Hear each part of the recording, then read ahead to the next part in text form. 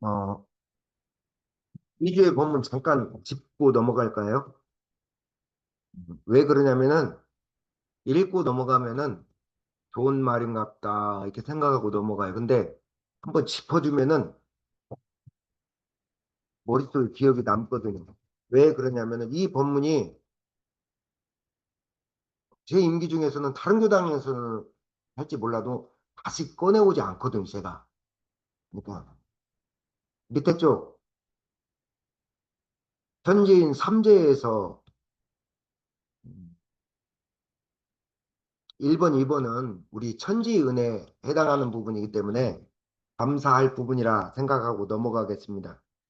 3번, 성현이라고 했는데 성현은 비단 성자만 말하는 게 아니에요. 마음을 공부하는 사람들은 이렇게 읽어야 됩니다. 마음을 공부하는 사람들은 주변에 어두운 마음을 밝혀주고 주변을 착하게 만드는 데가 있어요. 오늘 이 자리에 오면서 강인선님 간만에 오셨지만 근무 때문에 바쁘셨지만 내가 저 사람 뒤통수를 쳐야겠다. 저 사람의 돈을 빼가야겠다. 이런 나쁜 맘 먹고 오지 않잖아요. 그래도 한번 내 마음을 돌아보려고 오잖아요. 그러니까 성현이라는 얘기는 뭐냐면은 마음 공부하는 장소, 마음 공부하는 사람들을 뜻해요. 그래서 성현의 마음 공부하는 장소나 마음 공부하는 사람들은 뭐가 있느냐? 따뜻한 빛이 어려요. 여러분들은 잘 모른다고 말씀드렸죠?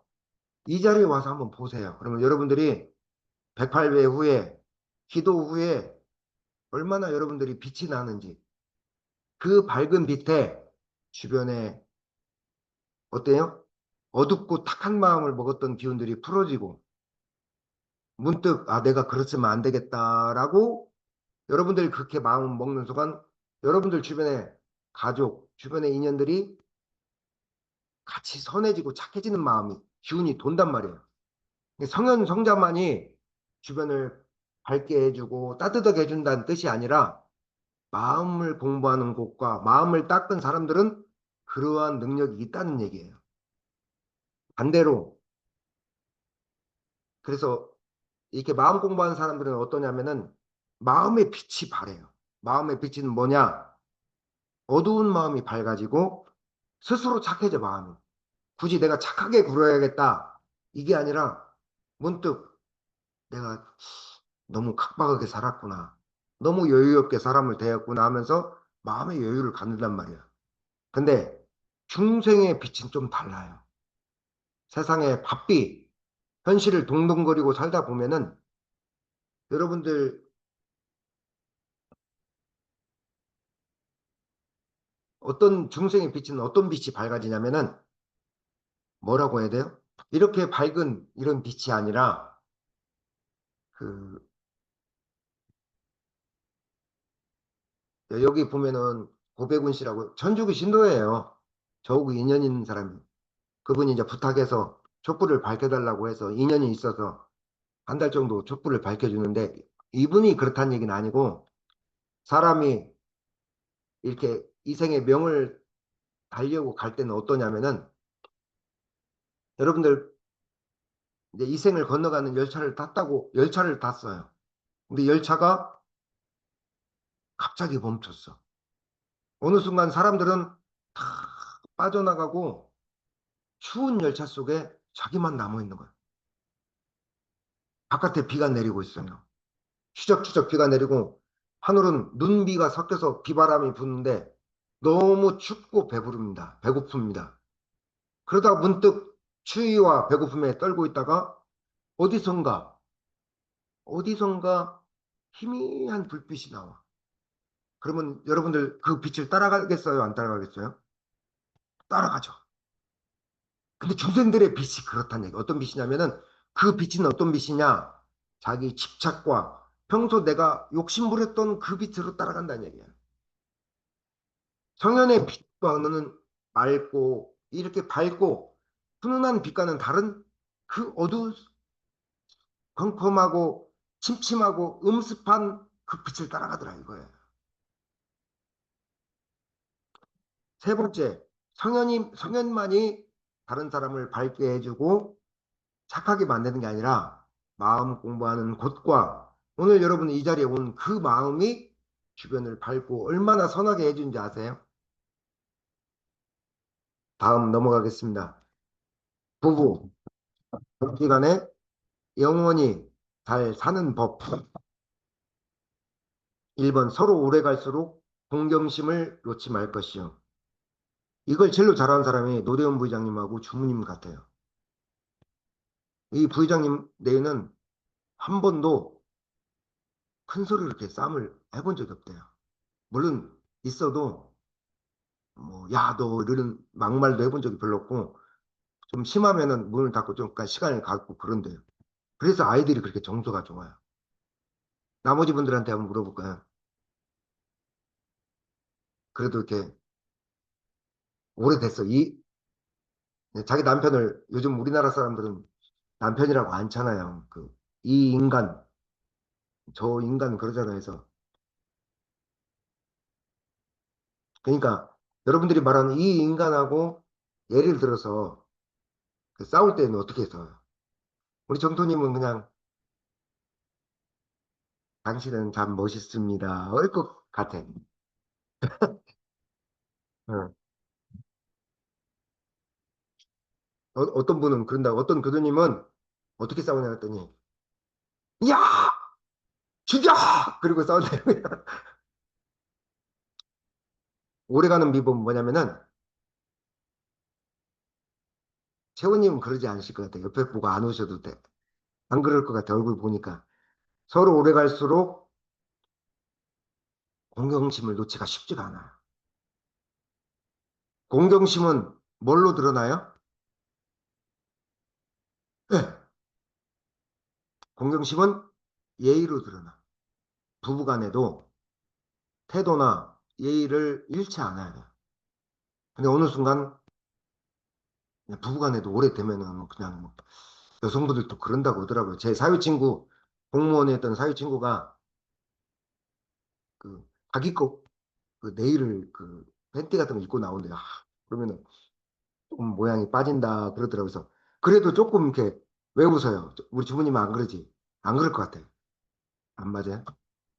근데 어쨌거나 공경심을 잃지 말 것이요. 두 번째, 부부간이나 동지간이나 똑같은 얘기예요. 가까운 두 사이부터 신용을 잃지 말 것이요. 이거는 뭐 말할 나위가 없어요. 신용, 그 다음에 신뢰, 때로는 어려운 관계 속에서 의리를 잃지 말아야겠죠. 이건 너무 당연한 말이야. 넘어갈게요.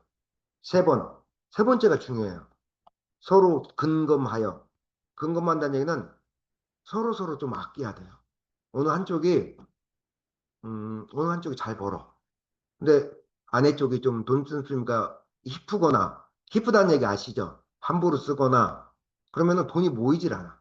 또는 아내는 알더란데 남편이 주색 잡기, 술, 담배, 노름 뭐 아니 담배 말고 이제 술, 뭐 도박 이런 데 함부로 쓰면은 차 이런 데 함부로 쓰면은 돈이 모이지가 않아요. 서로 근검하여 자력을 세워 놓을 것이다. 서로 자력을 세워야 돼. 왜? 관계에서 어느 한쪽을 많이 의지하면 부부간에서도 오래 갈 것 같아요? 그러지 않아요. 금전의 많고 적음을 떠나서 스스로 자력이 서 있어야 된다는 얘기예요.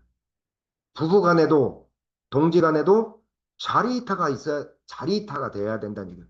자리이타가 무슨 뜻입니까? 부부간에도 서로 도움이 돼야 되고 법동지간에도 서로 도움이 돼야 돼. 꼭 돈으로 물질적으로 도움이 아니더라도 마음으로라도 이것이 평생에 잘 사는 길이다라고 했는데 사실은 평생에 오래가는 길이다라는 뜻입니다. 자, 오늘 강의 시작하겠습니다. 부회장님한테 일찍 끝내준다고 했기 때문에 오늘 하는 데까지 하겠습니다. 오늘 공교롭게 이 강의를 안 듣는 분들이 저번 주에 몇 분 계시네요. 들었나? 밀도 있는 삶에 대해서 10월 초에 강의 한번 했었죠. 들었던 것 같아요, 부모님, 그죠? 밀도 있는 삶에 대해서. 밀도가 뭐예요? 밀도는 뭐냐면은 우리 저기 병기님이 딱 들었다. 그때 들었나 그죠? 병기님이 화학 공식으로 얘기해 줬는데 몇 분에 뭐였죠? 어, 예, 예, 그 수학적으로 부피분의 질량. 저도 하도 오래돼서 기억도 안 나네요. 밀도는 뭐냐면은 지하철 안에 발 디딜 틈도 없이 꽉 차 들어가는 것. 밀가루도 국도 이제 보면 어떤 거는 빡빡한 국이 있잖아요. 이제 설렁탕은 빡빡해요. 밀도가 좀 헐렁헐렁해요. 설렁탕은 국물만 있어요. 그래서 저는 별로 설렁탕을 좋아하지 않습니다. 누가 사준다면 먹어도 내 돈 주고는 잘 안 사 먹어. 왜? 밀도가 너무 약해. 국물밖에 없잖아요. 그렇지 않으면 물도 별로 좋아하지도 않는데. 지하철 안에 빽빽한 인구를 표현할 때 그렇지 않거든요. 밀도가 있다고 그러는 거예요. 밀도 있는 삶에 대해서 10월 초에 강의를 했는데 그때 다 못했어요. 그래서 오늘 그 뒤에 이어서 말씀드리겠습니다. 오늘 일과가 끝나면은 우리 새로 오신 처음 부담되니까 사람 채원님은 오늘 일과가 끝나면은 오후에 어떠한 일정, 저녁에 어떠한 일정이 있을 거 아니에요. 근데 그것을 사람마다 일과라고 해요. 일과. 오늘 나의 일과. 근데 어느 순간 우리가 삶이 바빠지면은 그 일과가 어떻게 되느냐면은 일과는 틀과 울타리인데 일과가 목적 자체가 돼. 목적이 된다는 얘기 아시죠? 오늘 이 시간에 내가 무엇을 해야지. 이거 끝나면은 무엇인가를 위해서 또 달려가야지. 그러면 달려갔던 그곳에서는 충실하게 하는 게 아니라 그거 끝나고 또 뭘 해야지. 끝나고 저녁에 또 무엇을 채워야지.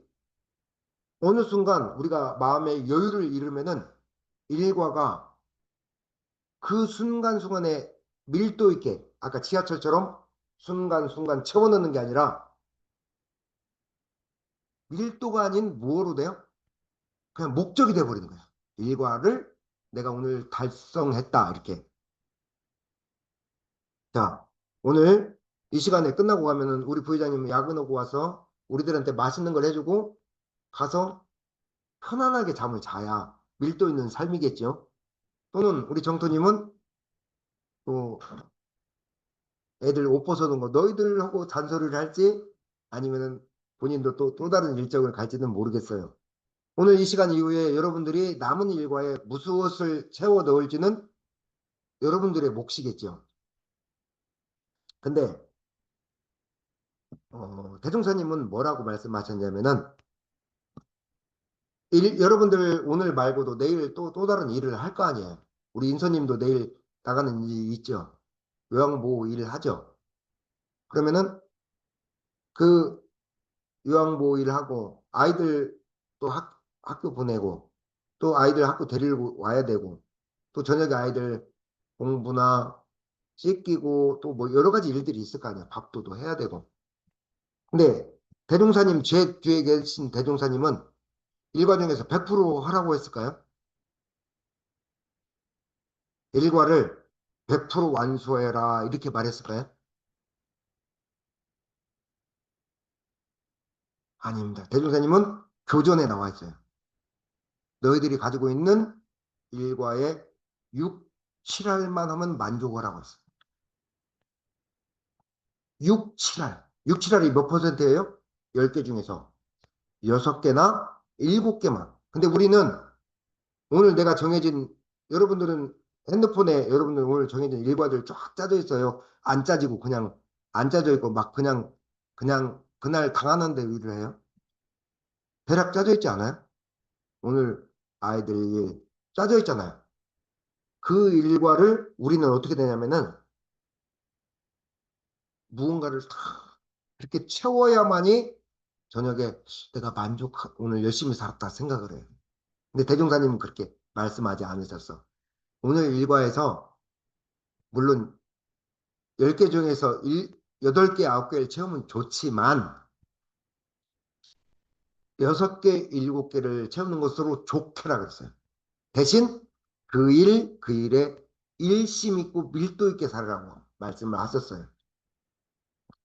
어느덧 우리는 일과가 의무사항이 돼요.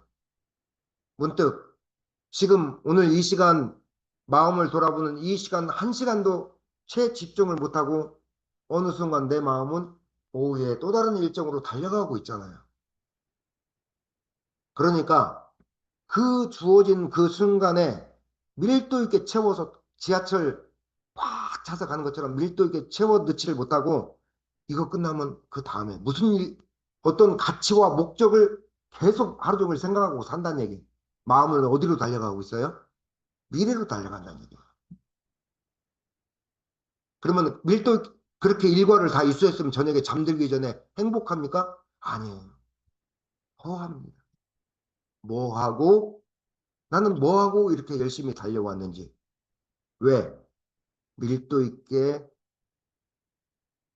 한 가지 한 가지를 대종사님 말씀하신 여섯 가지 일곱 가지라도 채워보지를 못하고 순간순간에 다음을 위해서 달려왔거든요.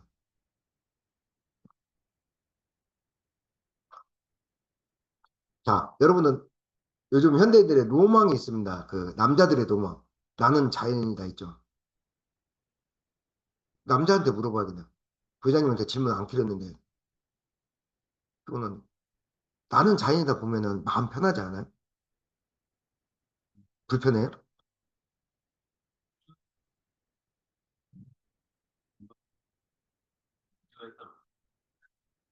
아, 그래요? 우리 여성분들은 나는 자연이다 잘 안 보죠. 아, 그래요? 아니, 저 바깥에 이 인간이 볼 때 본다던데 누구 다른 사람은 아니다. 세원님 말고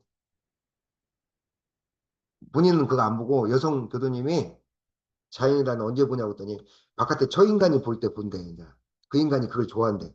그래서 그 자연이다를 난 왜 사람들이 그렇게 사는지 잘 몰랐어요. 근데 그 사람들이 왜 그것을 옹호하는 얘기가 아닙니다. 왜 그 사람들이 아무도 없는 일과 인연, 전기, 금전 모든 것이 끊어진 곳에서 왜 행복해 할까요? 그거 하나만큼은 가져올 만하더라고요. 왜 행복해 할까요? 그 사람들은 자연이다를 보면은 하루에 내가 이 일 다음에 뭘 해야겠다는 마음이 없어요. 그때 주어진 거에 최선을 왜 누가 자신을 몰아가지 않아. 이 일 이후에 내가 잘했다고 누가 칭찬도 안 해. 못했다고 오늘 잤다고 누가 뭐라고도 안 해. 대신 그 공씨를 부리고 약초를 채집하고 나무를 삶을 때 오직 그 일만 밀도 있게 집중을 해요. 그러니까 그것을 바라볼 때 사람들이 밀도 있는 삶을 살지 못하고 바삐 달려가고자 하는 현대인들을 볼 때는 그것들이 와닿는 거예요. 왜 와닿는지 모르고 그것을 바라보는 거죠. 그러니까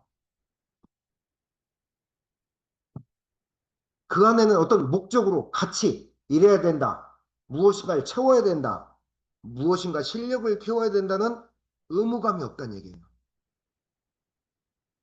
오로지 그때 그 일 때 자기 마음에 충족한 충만한 삶만 있을 따름이에요.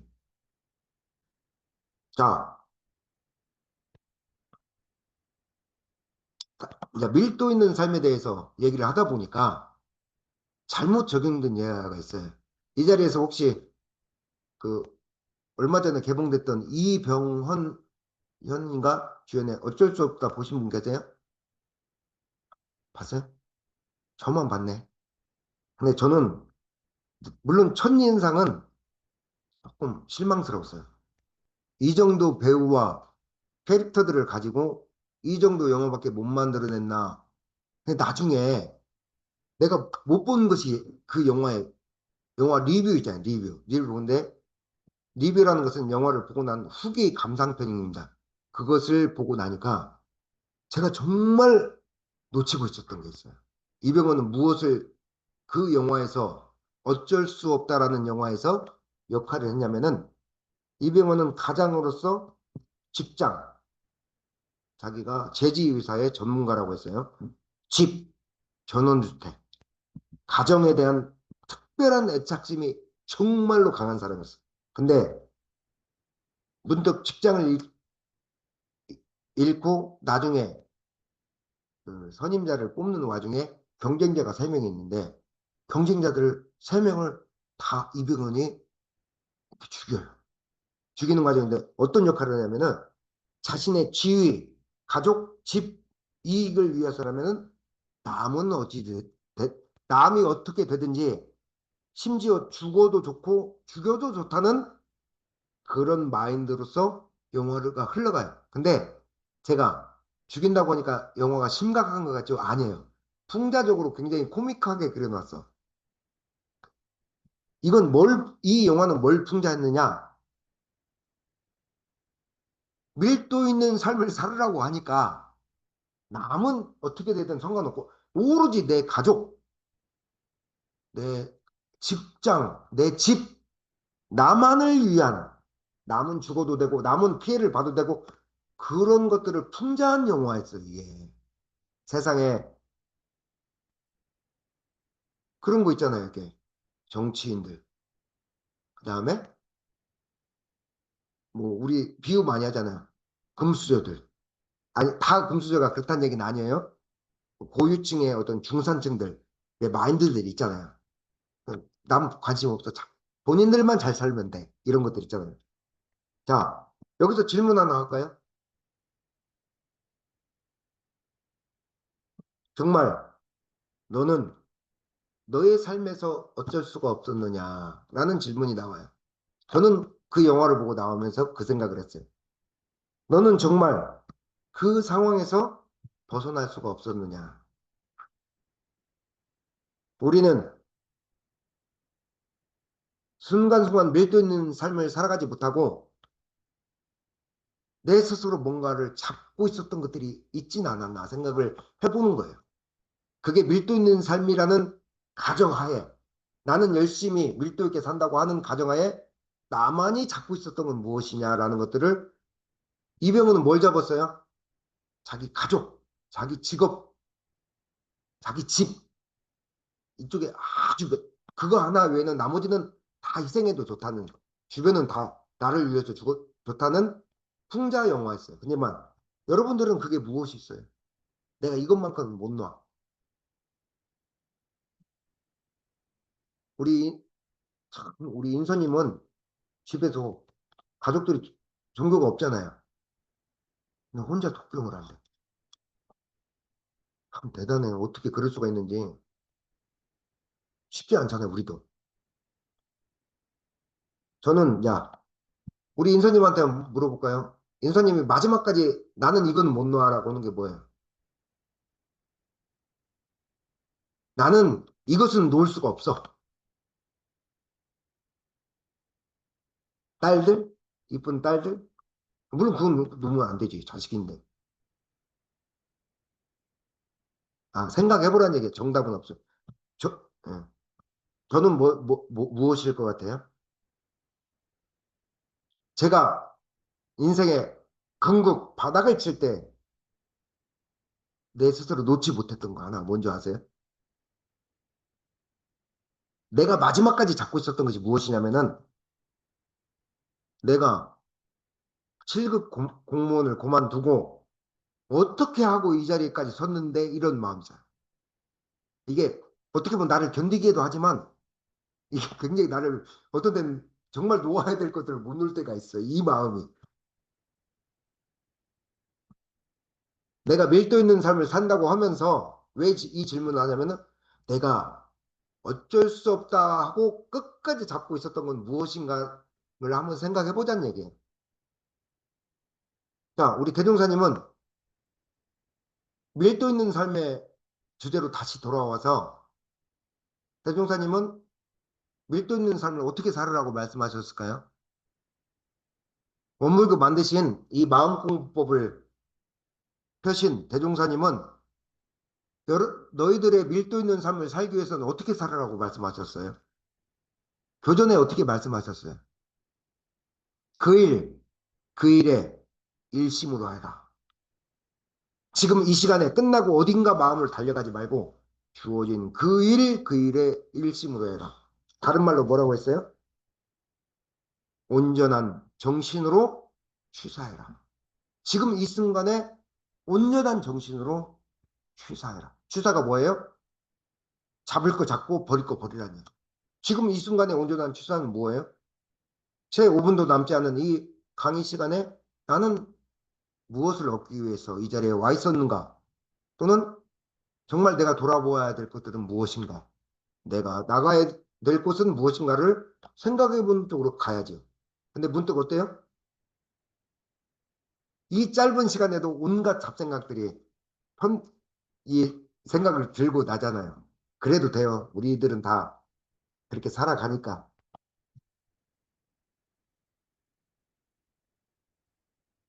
그러니까 우리 중생들은 보통 이래요. 그 일, 그 일에 일심한다고 하지만 그게 잘 안 돼요. 그래서 일과 인연이 있을 때는 어떻게 하냐면은 일과 인연이 있을 때는 과거를 후회해. 그리고 현재에서는 어떻게 해요? 현재에서는 남을 쳐다봐. 밖을 쳐다봐. 인정과 기대를 구하고 남을 쳐다보고 무엇인가 집착을 해요. 그리고 미래로 마음이 달려가서 걱정해요. 그거 해놔야 되는데. 일과 인연이 없을 때는 어때요? 내 주변에 일과 인연이 없을 때도 있잖아. 혼자만의 시간을 가질 때도 있잖아. 그때는 주무님한테 물었고요. 주무님은 일과 인연이 없을 때 혼자만의 시간을 가질 때는 어떻게 해요? 그 주무님은 늘 제가 저에 맞춰서 대답해주는 저 배려심 있는 거 보세요. 사실은 주무님은 그 많은 아이들과 육아와 일을 하면서도 틈날 때 아이들 책을 도서관에 책을 읽고 가는 모습을 봤어. 다시 자기만의 시간을 갖고 가는 거죠. 근데 보통의 사람들은 어떻게 하냐면 혼자 있으면은 외롭고 고독해. 그리고 무엇인가 두려워. 내가 이래도 두려우니까 뭔가 괜히 서성대. 그리고 그날 기분 따라서 조울증을 심각한 조울증은 아니지만 기분이 업됐다가 때로는 우울했다 그래요. 그리고 그래서 세상에 사회인들은 어떻게 하는지 아세요? 이 자리에 계신 분들은 아니지만 제 친구 얘기예요. 저도 사회에 있을 때 뭐 그랬던 적도 있는 것 같고 술, 담배 또는 뭐 그런 거 가잖아요. 술, 담배 이쪽 막 또 뭔가 그 허한 마음에 무엇인가를 찾아서 그 자리에 있지를 못하고 그 없는 그 자리에 혼자만의 밀도 있는 시간을 보내지 못하고 술, 담배, 친구, 동호회 뭔가를 위해서 계속 찾아나가요. 누구를 욕하는 게 아니라 대부분의 우리 중생들이 그렇다는 얘기예요. 그래서 일과 사람을 만날 때는 어때요? 만나면서도 후회하고 남을 의식하고 쳐다보고 미래를 걱정하고 혼자 있을 때도 일이 없을 때도 아까 말씀드린 대로 외롭고 고독하고 걱정과 근심으로 또 뭔가를 찾아 들어가고 일이 있거나 없거나 중생들의 마음은 그래서 늘 바쁘고 여유가 없다는 얘기예요. 밀도 있는 삶을 살아가지 못한다는 얘기예요.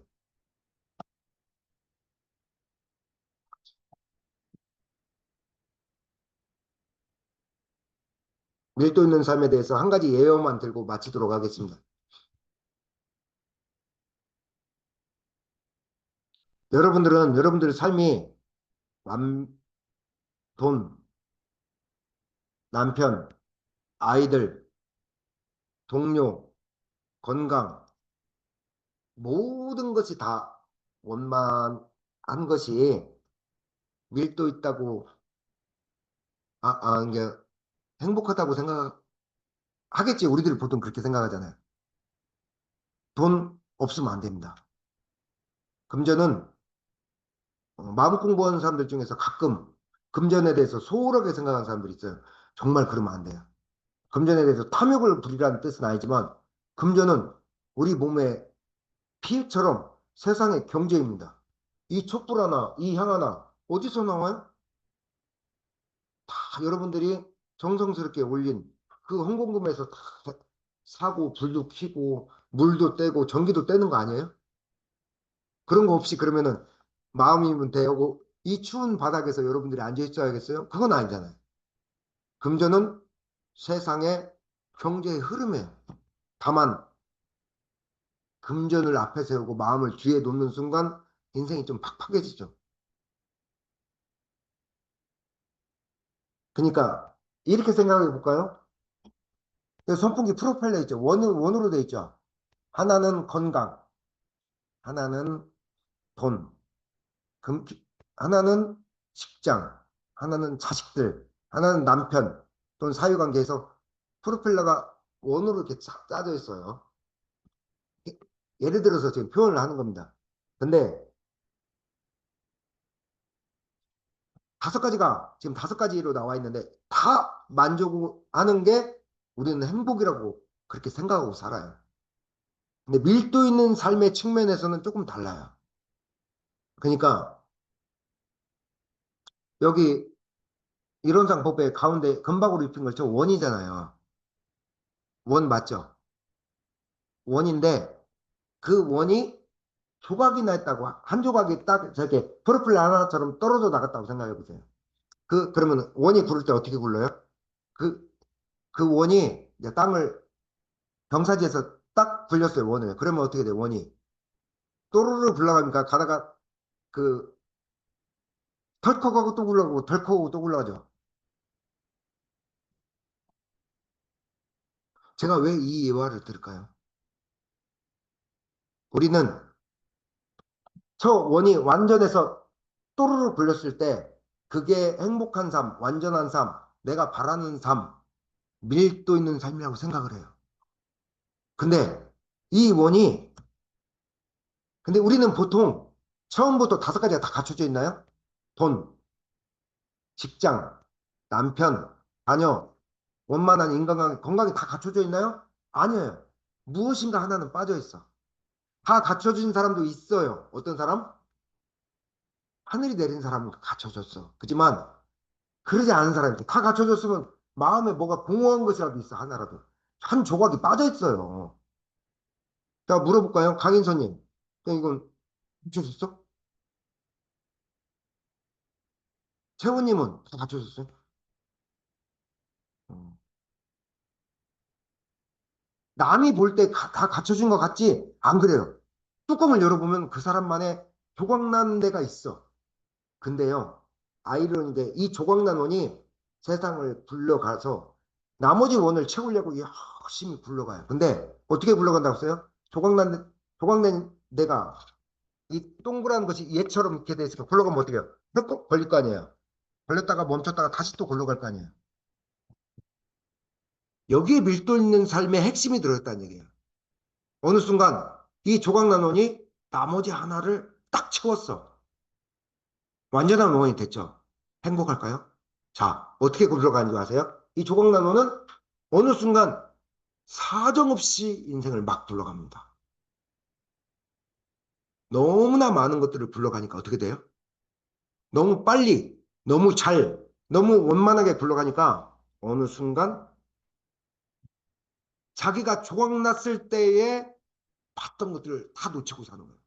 이 원이 굴러가다가 걸렸다.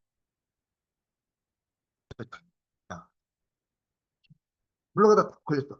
굴러간 자리에서 주변도 돌아보고 꽃이 피어 있구나. 낙엽이 이 가을에 서늘한 서리를 맞아서 지는구나라고 초강난원이 그런 것들을 보면서 그 자리에 머물고 때로는 수렁에 빠지기도 하면서 시 일어서고 그때 밀도 있는 삶이 되었지. 사정없이 이 조각난원이 나머지 원한을 채우고 나서 사정없이 굴러갈 때 너무 잘 원만하게 굴러갈 때 자기가 정말 행복했느냐 이걸 못 느낀 거예요. 그래서 이 조각난원은 결국 어떻게 했을까요? 결국 완전하게 채워진 그 조각을 내려놓고 다시 터덕 하고 굴러가요. 터덕했다 또 굴러가고. 왜?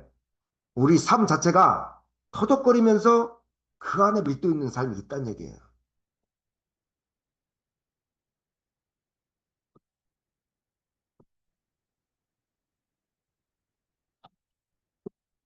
마무리 짓겠습니다. 우리 부장님이 또 맛있는 걸 준비해 주니까. 자,